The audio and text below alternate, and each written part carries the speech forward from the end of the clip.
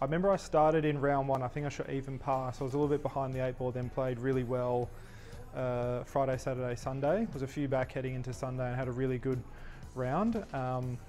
Played with Ash Hall and then ended up playing with him on the web.com tour in 2015. And it was funny catching up and chatting to him about that final round, because he thought, you know, he was ahead and he thought the amateurs were, you know, he thought he was a shoe-in. You know, he thought, you know, I was really inexperienced, quite young, and he thought he had it in the bag, and then played really well Sunday and endured a rigorous 5-hole playoff to get the win, yeah. Probably tapping in for the win, like on that last playoff hole. I had 2 putts to win it and I wanted to make it. But there was this phrase that my dad drilled into me for years and years and years as a kid, because as a junior, I was always bashing in putts. And if I missed them, they were going 4, 5, 6, 7 foot past. And he would always say, if you've got 2, take 2. And I just remembered that in that moment. I only had 8 foot, maybe less. And I obviously wanted to make it, but I knew, you know, I had to 2-putt for the win. I had 2 shots. So I just lagged it down there and tapped it in. And, you know, I was trying really hard not to get emotional in that moment, but the tears definitely welled up because it was a really big achievement for me, probably the biggest achievement for me at the time.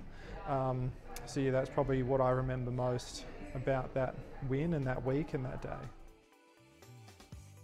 For sure, you know, the WA Open is probably the biggest event we have in WA, and as you said, there's bigger events and bigger fish to fry in the golfing world, but this can be seen as a bit of a stepping stone or a gauge for amateurs to measure where they're at in their game. So I won in 2012. I think Curtis won maybe in 2015 odd as well. 16, yeah. So it's a really good way for amateurs to kind of see where their game's at against some of the Australian PGA pros.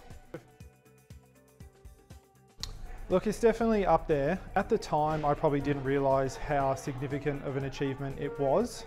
To me, you know, I was already thinking what I was doing the following year and where I projected my career to go. But when I look back on it, it is a really special thing for me, because yes, it was my only professional win in the end. So looking back on a really special moment, remember a lot about it, you know, have my family and friends there to support me through it. And yeah, that really kick-started a really good patch of golf for me, which kind of, you know, yeah, kick-started my professional career as well. Oh, that's a good question. I mean, all events are important, but in WA, you know, we're so far removed from a lot of the eastern states. A lot of the eastern states players don't really come over here, especially in the amateur world. So the WA Open, the WA PGA, the state amateur, you know, for us, they're our kind of major events, and we definitely hold them to a higher standard than other events. So it's really important for the WA amateurs to try and get their foot in the door and play well.